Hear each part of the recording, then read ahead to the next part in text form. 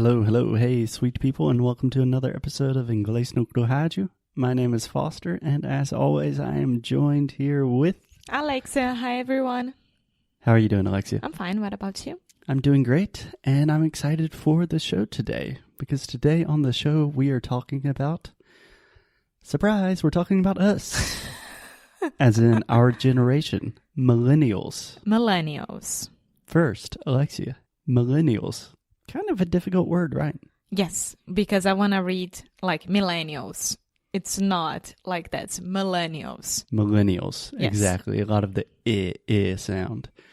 Cool. So before we get started, tell us, who are the millennials? I know that I am one, but who falls into this category? So millennials are the ones who were born between 1980 and 1994.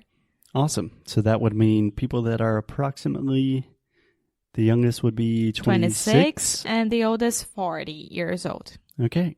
So if you are listening to this show and you are in between the ages of 26 and 40, That's you. you're a millennial. You can argue against that, but you are. Yeah, according to our just very quick internet research, you are a millennial. So, Alexia, tell me, what are some of the characteristics, events, or kind of general things that define the millennial generation? I think that one of the most interesting thing that I was studying about when I was preparing this episode for us, just a side note, we never prepare, but when something like that... Yeah, you always say that we never prepare. We don't? And it kind of makes me a little angry because most of the time we're talking about English, even when we're not talking about English. No, but we don't have a script. That's my point. Yeah, but I want to say, hey, I've prepared for 15 years. This knowledge did not just come from nothing. Yes, but we don't have a script. We prepared, but we don't have a script to follow. And Cool. Here I have some bullet points.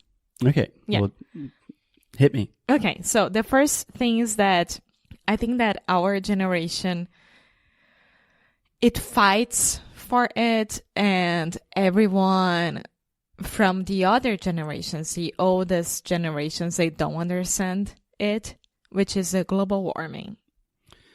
Yeah. So global warming became obvious, and we've been talking about it and trying to fight against it and trying to find ways of making this earth better. You could say combating climate change.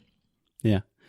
Yeah. I mean, climate change became a thing that people talked about and really started taking seriously as we were growing up. Yeah. Yeah, that is definitely a defining moment for millennials. And our parents, they stick to the situation that we've been listening this since we were kids. We've been listening to this. Since we were kids. To this. And can I just give a quick shout out to our student, Selena, who speaks excellent English. Hey, Selena. But she had the same problem that her prepositions are awesome, but for some reason she always says, listen this, instead of listening to this. Yes, listening to this. Yes, we almost always listen to things in English. Okay. Yeah, the boomers disagree, and I think it's worth noting that almost always generations don't agree, and most generations think that the other generations are kind of stupid and vice versa, right? Yes. Yes, we researched that, and that is true. That's very true. Speaking especially about the United States, 2008 was the largest economic decline since the Great Depression. Yeah, 2008 financial crisis. I think that is another really, really monumental moment for millennials, is the generation before us, the Gen Xers and the baby boomers. For the most part, they really had a booming economy. And in the 1990s in the U.S. and much of the world, the economy was booming. Business was good. And when all us millennials started becoming adults and joining the workforce, everything kind of went downhill. Yes. And most people estimate, at least in the U.S., we are the first generation in a long, long time that on average, we are going to be a lot worse off. We're going to make less money than our parents did, which normally everyone improves, but millennials are not. More or less, if you think about it, before our parents, it was a war. So, I mean... Yeah, but wars, a lot of times good for economy. Yeah, that's... Well, we are not getting into that right now, but... Do you want war? Do you want dollars in your pocket? So also, another sad fact about our generation, it was when the terrorist attacks became bigger, you know, like grandiosos. Yeah, you could say grandiose, but I would just say that terrorism really became a thing that, it still is. It's a world issue, and that really... It was a 9/11. Started with 9/11 and has continued ever since. Quick question, Alexia. Do you remember where you were on 9/11? Yes, I was at school, Colégio Teresiano from Rio, and we were in the classroom, and then a teacher came inside of our classroom and told our teacher that something was going on, and she immediately turned on the TV because we had a TV inside of our classroom. Mm-hmm. And we look at it, but we didn't understand what was that because, I mean, we were doing stuff. And then our diretora do colégio. Director? Yeah. But I thought that there was another name. No. Principal? Yeah, principal. Our principal came and said that the classrooms were canceled. Everyone should go home. Really? Yes. And then we went home and canceled in the moment. And I got home and my mom, she was looking at the TV, and like 15 minutes later, my dad came home as well. And we couldn't stop watching the TV. And I remember that when my dad arrived home, they were... No, my dad was looking at the TV and he didn't know about the second airplane. And then he was like, they are replaying this. And my mom was like, no, that's the second tower. This is live. Second tower falling. And we couldn't speak about it. Yeah. Second tower was when everyone knew, this is not going to be good. Yeah, I remember I was in Miss Pittman's photography class with my friend Brandon.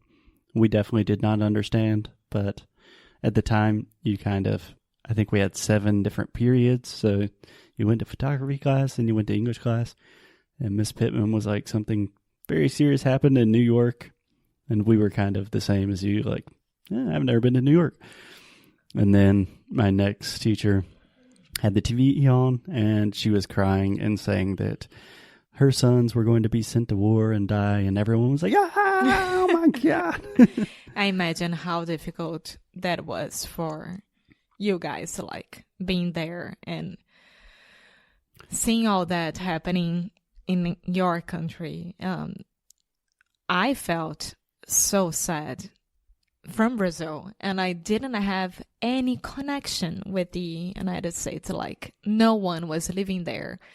I didn't know anyone who was from there. So, besides my English teachers. Yeah, it's crazy. But long story short, 9/11 was another pivotal moment that has really defined and shaped the lives of all millennials. Yes, but let's change subject. It was also the explosive growth in the online companies such as Google, Facebook, LinkedIn, eBay, PayPal. Yeah, I would say more generally that we are the first generation to more or less grow up with the internet. So depending on where you fall in the category of millennials, some of the older millennials did not start using the internet until a little bit later in life. Some millennials were more or less born with the internet. I think us personally, we probably started using the internet when we were like 10, 11 to 13 years old. Yeah. So that's a huge change in people's lives that when we were born, the internet wasn't really a thing that most people No, know it about. was all about encyclopedia. And now, encyclopedia. And now we just recorded an episode about our smartwatches. Yeah. So times have changed. Yes, that's true. That's very true. Alexia's pointing to me like, Yes, because I was looking for the other episode that we had to put on our spreadsheet. And now I've just remembered. We have the smartwatch episode. Yes.